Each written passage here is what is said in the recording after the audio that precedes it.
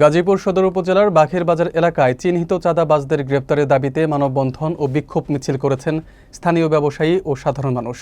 বুধবার দুপুর 12টার দিকে ঢাকা-ময়মনসিংহ মহাসড়কে ঘণ্টাব্যাপী এই কর্মসূচিতে অংশ নেন শতাধিক লোকজন। বিস্তারিত থাকছে মহিনুদ্দিনের প্রতিবেদনে।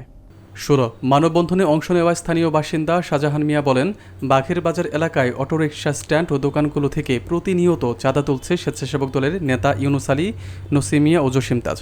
20 জুলাই জয়দেবপুর থানায় তাদের বিরুদ্ধে চাঁদাবাজির মামলা হলেও এখনও কেউ গ্রেফতার হয়নি। স্থানীয় আবুল কাশেম বলেন, চাঁদাবাজদের চিহ্নিত করার পরেও তাদের গ্রেফতার না করায় সাধারণ মানুষ আতঙ্কিত, দ্রুত তাদের গ্রেফতার চাই। বক্তারা বলেন, পুলিশের নিষ্ক্রিয়তায় এলাকায় চাঁদাবাজি দৌরাত্ম্য বাড়ছে। তারা প্রশাসনের প্রতি দ্রুত ব্যবস্থা গ্রহণের আহ্বান জানান। মানববন্ধনে আরও উপস্থিত ছিলেন সিদ্দিকুর রহমান, মোহাম্মদ ফারুক মিয়া, নাজমুল হক, আমজাদ হোসেন, দেলাওয়ার হোসেন, কফিল উদ্দিন, গোলাপ সাইজি ও মামুনুর রশিদ সরকার সহ অনেকে। স্থানীয়রা দাবি জানান, অভিযুক্তদের গ্রেপ্তার না হলে পরবর্তী কর্মসূচি দেওয়া হবে। সঠিক তদন্তের মাধ্যমে সঠিক চাঁদাবাজদের মামলা এজাহারভুক্ত করাতে পুলিশকে ধন্যবাদ জানাই। সেই সাথে আমি আকুল আবেদন করি, পুলিশকে যেন অতি দ্রুত চাঁদাবাজদেরকে গ্রেপ্তার করে আইনের আওতায় নেওয়া হয়। জসিম চাঁদাবাজ, এক কথায় চাঁদাবাজ।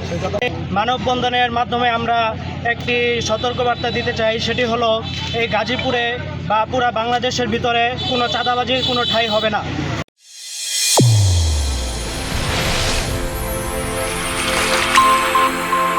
চ্যানেল A1 হৃদয় স্পন্দন।